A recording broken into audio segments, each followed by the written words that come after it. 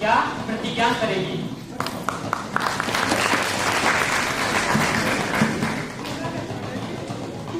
माननीय सदस्य, आप शपथ ग्रहण करेगी या प्रतिज्ञा करेगी? माननीय सदस्य, आप किस भाषा में शपथ ग्रहण करेगी?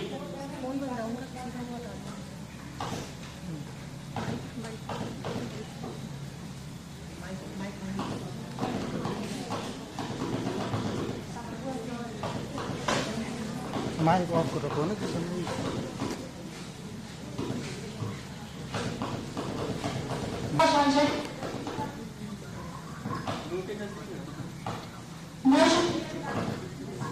माननीय प्रधानमंत्री नए मंत्रियों का परिचय कराएंगे। माननीय अध्यक्ष जी, मैं आपके माध्यम से सदन में उपस्थित नए सदस्यों का परिचय कराना चाहती हूँ। माननीय सदस्य शांति पूर्ण मंत्री,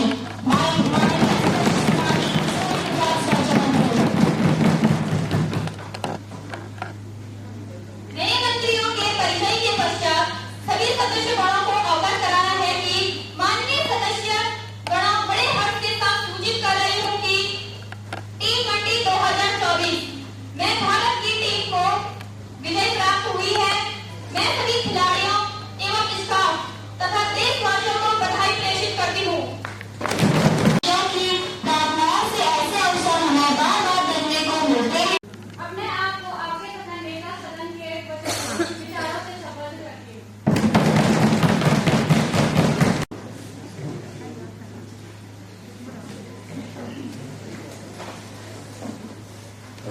अब सदन में प्रश्नकाल की प्रक्रिया प्रारंभ की जाती है। प्रश्न संख्या 101 माननीय संसद सदस्य सलोनी, नेता प्रतिपक्ष। अध्यक्ष महोदया, क्या गृह मंत्री यह बताने का कष्ट करेंगे कि पड़ोसी देश बांग्लादेश में लोकतांत्रिक संकट के दृष्टिगत भारत सरकार ने क्या कदम उठाए? माननीय मंत्री जी, महोदय, सरकार बांग्लादेश की परिस्थितियों से चिंतित है। इस संदर्भ में भारत सरकार ने सुरक्षा को ध्यान में रखते हुए सीमा पर अतिरिक्त सुरक्षा बल तैनात किए हैं। उम्मीद करती हूँ बांग्लादेश में जल्द ही उक्त संकट का समाधान होगा। प्रश्न संख्या 102 माननीय संसद सदस्य कुंती। मंत्री जी से पूछना चाहती हूँ कि सरकार इस बात से अवगत है कि डॉलर के मुकाबले भारतीय रुपये का अवमूल्यन लगातार जारी होने के बाद भी लौह गिरकर प्रति डॉलर 83 रुपये के ऊपर पहुँच गया। क्या आप यह बताने का कष्ट करेंगे कि इस अवमूल्यन का क्या कारण है और रुपये अवमूल्यन को रोकने के लिए सरकार क्या कदम उठा रही है? बात से दुख है कि डॉलर के मुकाबले रुपये का अवमूल्यन हो रहा है। महोदय, इस अवमूल्यन का मुख्य कारण सोने की आयात में तीव्र वृद्धि से है, जिसके कारण चारों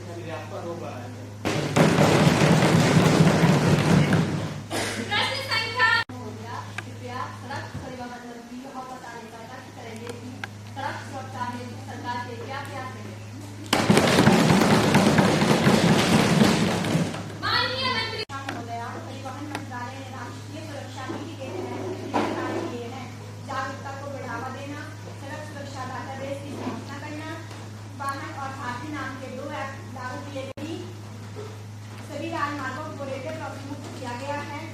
2 पहिया वाहनों में हेलमेट और 4 पहिया वाहनों में सीट बेल्ट लगाने पर आर्थिक दंड भारी की गई है।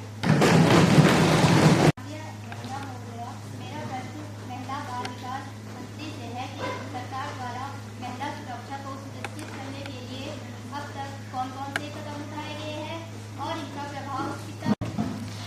माननीय अध्यक्ष महोदय, महिलाओं की सुरक्षा सरकार की सर्वोत्तम प्राथमिकता है और इस दिशा में हमने कई महत्वपूर्ण कदम उठाए हैं। केंद्र और राज्य सरकारों में भी मिलकर काम कर रहे हैं ताकि महिलाओं की को सुरक्षित माहौल प्रदान किया जा सके।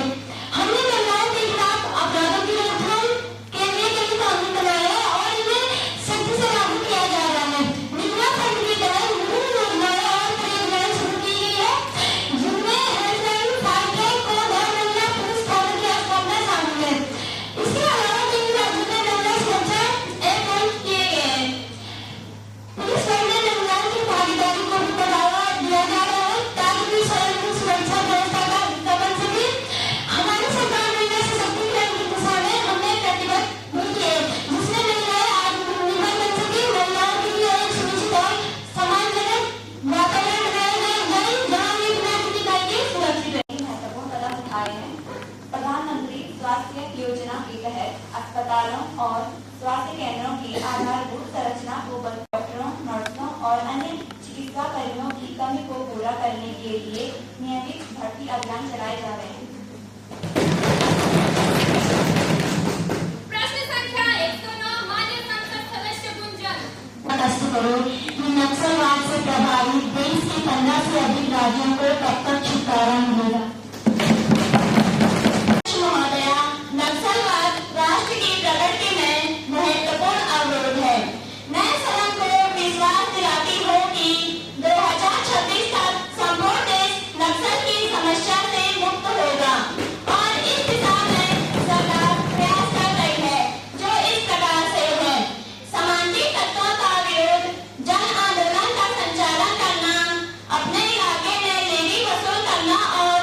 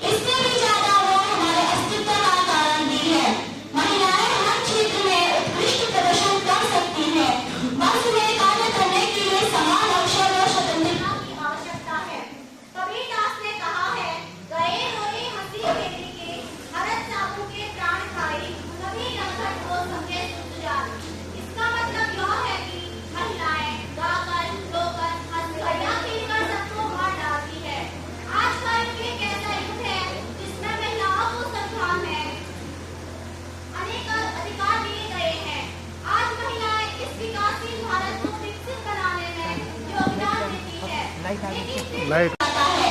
दूसरी ओर आज कई प्रांत ऐसे भी हैं जहां मीडिया होने पर निराशा व्यक्त की जाती है। आज किरण बेदी, सुष्मिता सेन, सुचिता कृपलानी आदि अनेक महिला सशक्त हैं।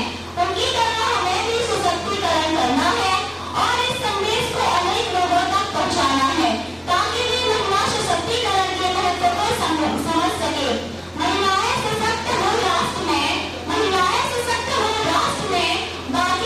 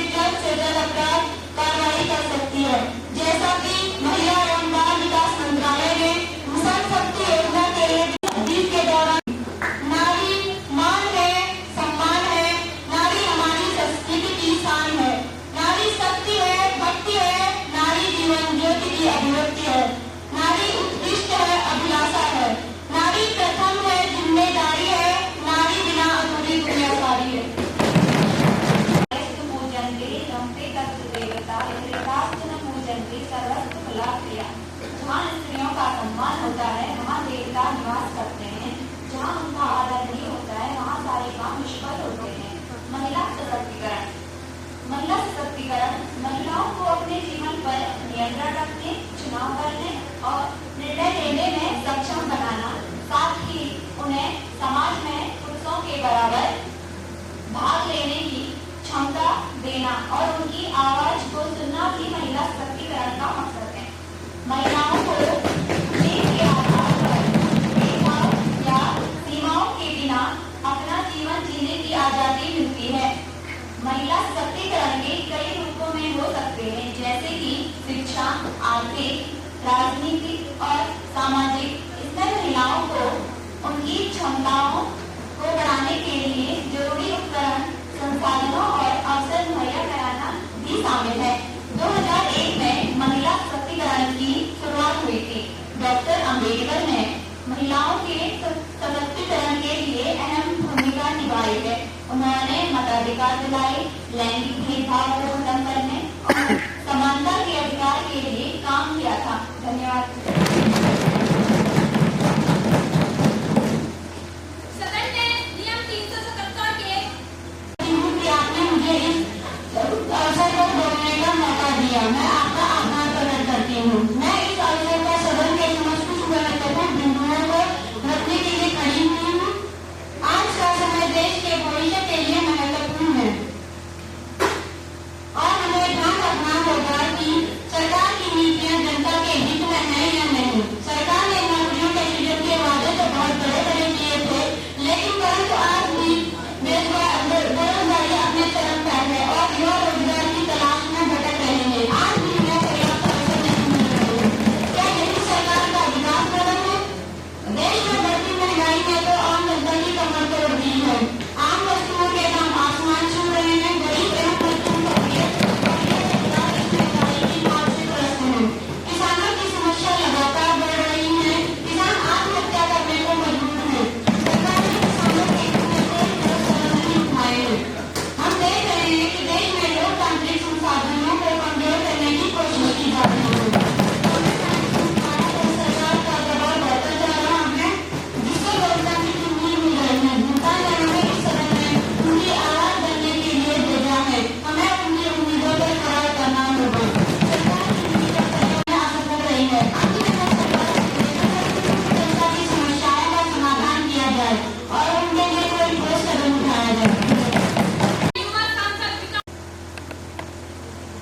माननीय अध्यक्ष महोदय, आदरणीय सदस्यगण और मेरे प्रिय मित्रों, मैं आज आपके सामने एक गंभीर और महत्वपूर्ण विषय पर अपने विचार रखने के लिए खड़ा हुआ हूँ। आज हम यहाँ एक ऐसे समय में इकट्ठा हुए हैं जब हमारे देश के युवा अनेक चुनौतियों का सामना कर रहे हैं। सरकार ने युवाओं के लिए कई योजनाओं की घोषणा तो की है, लेकिन क्या वे वास्तव में इस जमीन पर लागू हो रही है? सही मायने में देश के हर युवा को मिल रहा है? आज बेरोजगारी एक विकराल समस्या बन चुकी है। हर साल लाखों युवा डिग्री लेकर भाग तो निकलते हैं, लेकिन रोजगार की तलाश में भटकते रहते हैं। क्या हम जीत सके? दूसरी ओर देश में सामाजिक असमानता और भ्रष्टाचार की जड़ें और भी गहरी होती जा रही है। हमारी सरकार इन मुद्दों पर कड़े कदम उठा रहे हैं। क्या युवाओं के उन अधिकारों के लिए युवाओं को लड़ने का अवसर मिल रहा है? क्या सरकार युवाओं को केवल वोट बैंक ही समझ रही है? इसके लिए हमें आज ही कदम उठाने होंगे। केवल बड़े बड़े वादे की जरूरत नहीं है, बल्कि ठोस कार्रवाई की आवश्यकता है। और हमें एक ऐसी नीति चाहिए जो हर युवा को समान अधिकार प्रदान करे, रोजगार दे, बल्कि उनका मानसिक और सामाजिक विकास भी रहे। अतः महोदय, मैं इस मंच से सरकार से आग्रह करता हूँ कि वो युवाओं के प्रति जिम्मेदारी से और गंभीरता से निर्णय लें, उनकी वास्तविक समस्याओं का समाधान करें और उनके लिए ठोस कदम उठाएं। बल्कि सरकार उन्हें साकार करने के लिए पूरी ईमानदारी और निष्ठा से काम करना चाहिए। अध्यक्ष महोदय, मैं आपका धन्यवाद करता हूँ। आपने मुझे महत्वपूर्ण बिंदु पर अपनी बात रखने का अवसर प्रदान किया। माननीय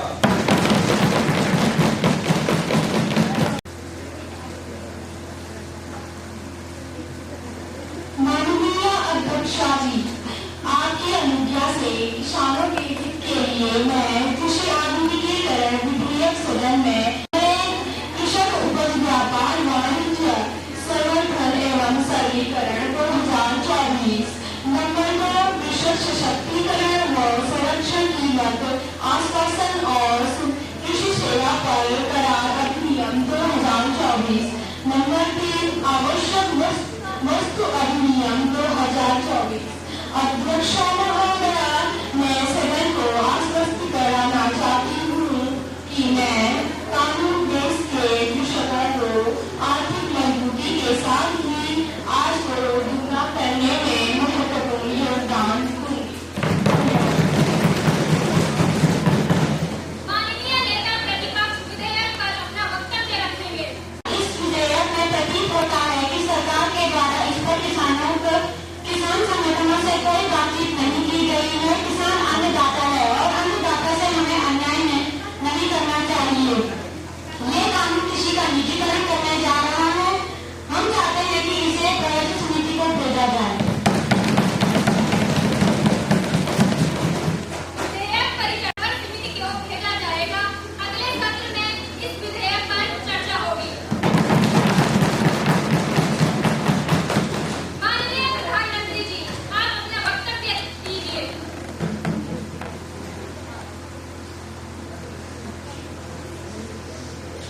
माननीय अध्यक्ष जी, सबसे पहले मैं आपको मुझे इस सदन में बोलने का मौका दिया।